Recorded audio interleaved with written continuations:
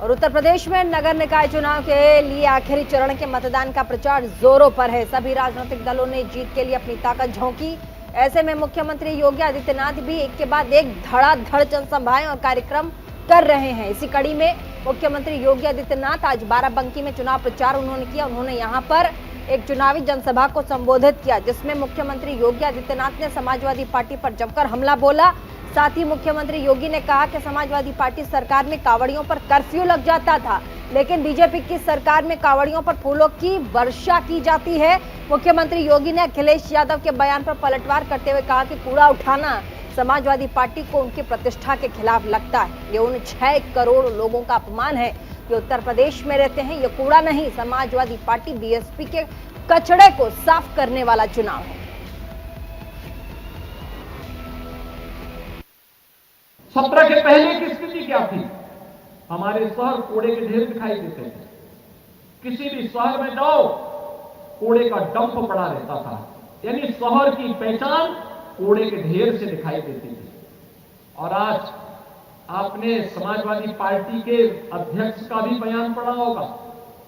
उनका बयान भी ये व्यक्त कहता है, तो कहते हैं नगर निकाय चुनाव में हमारी रुचि इसलिए नहीं है क्योंकि वो कूड़ा उठाने का चुनाव है।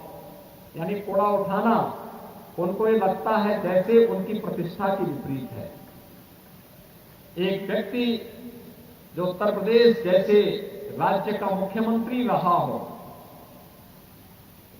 उनके द्वारा इस प्रकार के हल्के शब्दों का इस्तेमाल करना, और भाइयों बहनों वह तब जब उत्तर प्रदेश के अंदर 6 करोड़ लोग नगरीय जीवन में निवास करते हैं, नगरीय क्षेत्रों में निवास करते हैं।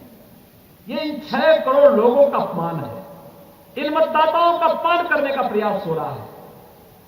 ये कूड़ा नहीं, ये सपा बसपा के कचड़े को साफ करने का चुनाव है। उनकी गंदगी को सफाई करने का, उनकी अराजकता और उनकी अवसरवादिता को साफ करने का चुनाव। चलिए ग्राफिक्स के जरिए भी आपको बता देते, इस बार निकाय चुनाव में जो दूसरा चरण है वो 11 मई को होगा। तो ग्राफिक्स के जरिए समझिए कि इस बार जो दूसरा चरण होगा, सेकेंड चरण है, उसमें क्या कुछ होंगे। तो 13 मई को आएंगे चुनाव के नतीजे। निकायों का जो कार्यकाल है वो 12 दिसंबर से 19 जनवरी के बीच खत्म हो चुका था। निकाय चुनाव का गणित जो है वो भी समझ लीजिए। उत्तर प्रदेश में 760 नगरीय निकायों पर ये चुनाव होंगे। 205 सीटें ओबीसी के लिए रखी रिजर्व हैं। साथ ही दिसंबर में होने थे निकाय चुनाव, लेकिन 17 महापालिकाओं के मेयर चुने जाएंगे। 199 नगर पालिकाओं के अध्यक्ष चुने जाएंगे। 544 नगर पंचायत के अध्यक्ष का फैसला होगा।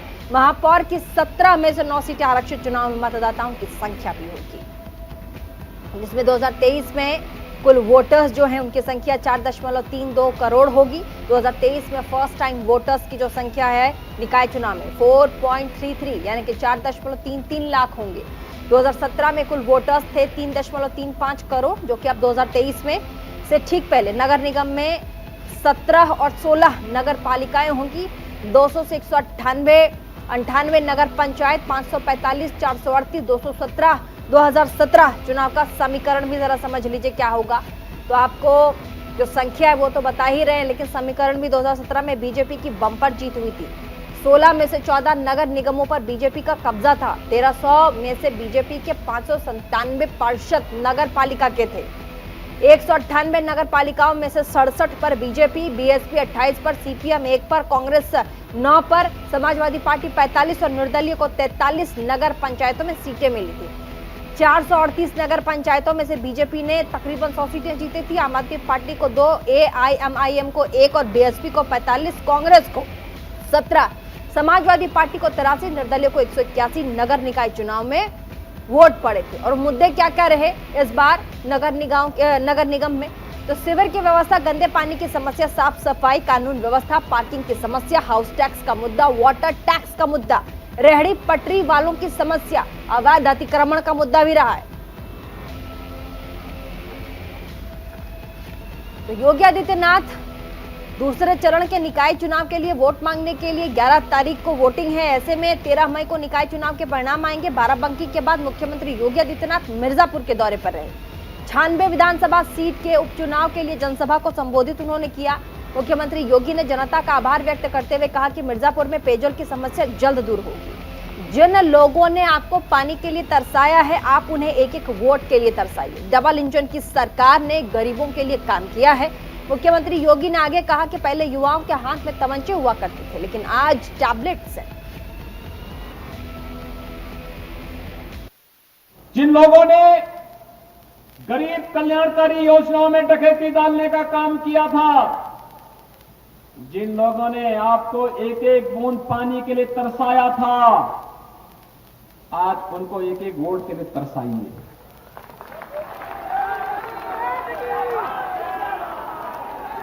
आखिर यहां पे भारत सरकार टैंकर से पानी भेज रही थी, समाजवादी पार्टी सरकार टैंकर को लेने से इनकार कर दी थी। प्यासा यहां के लोगों को छोड़ा था। हमारे यहां की मान्यता है कि प्याऊ लगाया जाता है लोगों को पानी देने पीने के लिए। कोई भी आ जाए, उसकी जाति, उसका मत, उसका मजहब नहीं पूछा जाता। हमारी योजनाओं का आधार किसी का चेहरा देख करके नहीं है। प्रधानमंत्री मोदी जी ने 2014 में एक ही मंत्र दिया था, सबका साथ, सबका विकास का, सबके विश्वास और सबके प्रयास का। हम तो उसी बात को लेकर के चले। हमने मकान देने में किसी का चेहरा नहीं देखा। हर जरूरतमंद को, हर गरीब को, हर किसान को, हर नौजवान को योजनाओं के साथ सीधे जोड़ने का कार्य हुआ। लेकिन ये लोग अवसरवादी लोग हैं, ये लोग परिवारवादी सोच के लोग हैं। इन लोगों के मन में विकास की कोई, गरीब कल्याणकारी योजनाओं की कोई कार्य योजना नहीं। इनकी अपनी एक कार्य योजना है और कार्य योजना के तहत ये लोग युवाओं के हाथों में तमंचा पकड़वा करके उन्हें समाज और राष्ट्र विरोधी तत्वों की ओर अग्रसर करने का कुत्सित प्रयास करते थे। उत्तर प्रदेश के गौरव के रूप में पहले से ही काशी विश्वनाथ धाम बनकर के तैयार हो चुका है। अयोध्या में भगवान श्री राम के भव्य मंदिर के निर्माण का कार्य युद्ध स्तर पर चल रहा है, तो उसमें मिर्जापुर कैसे पीछे रह सकता था। यहां पर भी तो मां विंध्यवासिनी के धाम में भव्य कॉरिडोर का निर्माण का कार्य चल रहा है। आपने देखा होगा कितना बदल चुका है। मिर्जापुर में मां विंध्यवासिनी का धाम आज एक नए रूप में सबके सामने आ रहा है। अब कोई भी आएगा, दुनिया और देश का कोई भी श्रद्धालु आएगा, आकर्षित होकर के जाएगा। मिर्जापुर की एक नई पहचान, एक नई छवि लेकर के जाएगा। भाइयों बहनों, अभी यहां पर केंद्रीय मंत्री माननीय श्री अनुप्रिया पटेल जी कह रही थी, Uttar Pradesh 1 district 1 medical college की तरफ चल चुका है और मिर्जापुर में तो स्वयं का एक मेडिकल कॉलेज पहले स्थापित हो चुका है। आज आपके पास कहने के लिए है, आपके पास मेडिकल कॉलेज है। सोनभद्र में भी मेडिकल कॉलेज की स्थापना हो रही है। सोनभद्र में भी एक नया मेडिकल कॉलेज स्थापित हो रहा है। और यहां पर सबसे ज्यादा परेशानी होती थी जल का संकट। इस गर्मी में टैंकर से पानी आता था। लोगों को दूर दराज के गधेरे में, तालाब में सूखा पानी कहीं से निकाल करके, उस पानी को निकाल करके पीने के लिए लोग मजबूर होते थे। तमाम बीमारियों के शिकार होते थे। आज तो भाइयों बहनों, जल जीवन मिशन में हर घर नल की योजना को लागू किया जा रहा है। किसी बहन और किसी बेटी को सिर में गगरी लेकर के 2 किलोमीटर, 4 किलोमीटर, 5 किलोमीटर की दूरी आने वाले समय में नए तय करनी पड़ेगी। हर घर तक हम शुद्ध आरओ का पानी पहुंचाने का काम भी करने जा रहे हैं।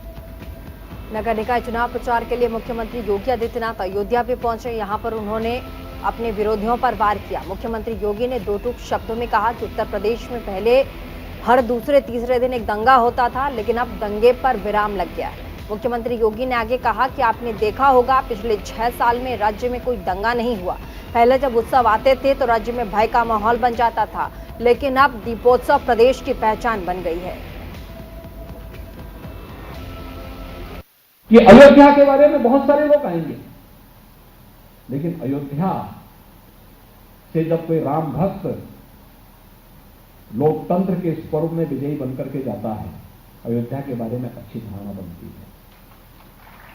लेकिन जब राम भक्तों पर गोली चलाने वाला व्यक्ति यहां से कुछ भी वोट पा लेता है ना, बहुत खराब उसका संदेश जाता है, बहुत ही खराब संदेश जाता है। लोगों के मन में एक धारणा जाती है, क्या है ये सब, क्या हो रहा है। और इसीलिए मैं आप सबसे अपील करने के लिए आया हूं, ये लोकतंत्र का पर्व है, सबको एक वोट देना होता है, किसी का वोट छोटा बड़ा नहीं है, सबको एक समान रूप से अपना वोट देना है।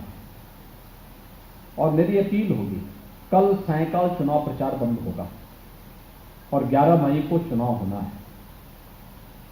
एक तो यहां पर जो अपील आपसे की गई है कि कहीं जाना नहीं है 11 मई तक, 11 मई तक यहीं अयोध्या में ही रहना है। और अयोध्या में रहना ही नहीं है, देखिए अयोध्या में जो नगर निगम का दायरा बढ़ा है, कुछ हम नए गांव हम लोगों ने ग्रामीण क्षेत्र के भी यहां पर जोड़े हुए हैं अयोध्या के दायरे को बढ़ाने के लिए। अयोध्या नाम तो ही बाद में, जब आपकी अपनी सरकार आई है उत्तर प्रदेश में, डबल इंजन की सरकार आई, तब ये अयोध्या नाम हम लोगों ने दिया, नहीं तो अयोध्या अलग था, फैजाबाद अलग था, जनपद का नाम भी फैजाबाद था, कमिश्नरी का नाम भी फैजाबाद था। अयोध्या तो एक नगर पंचायत जैसी छोटी सी नगर निकाय थी। हमने सबसे पहले दोनों को जोड़ करके नगर निगम बनाया, बड़ा नगर निगम, जिससे स्मार्ट सिटी के रूप में अब हम इसको सूर्यवंश की राजधानी होने के नाते देश की पहली सोलर सिटी भी बनाने जा रहे हैं। पूरी ऊर्जा, जितनी बिजली होगी, जितनी ऊर्जा होगी, ये सब हाइड्रो पावर, थर्मल पावर नहीं, बल्कि सोलर पावर से ये सब जलेगा। और उसके लिए हम एक व्यवस्था बना रहे हैं, बहुत बड़ा प्लान तैयार कर रहे हैं यहाँ का।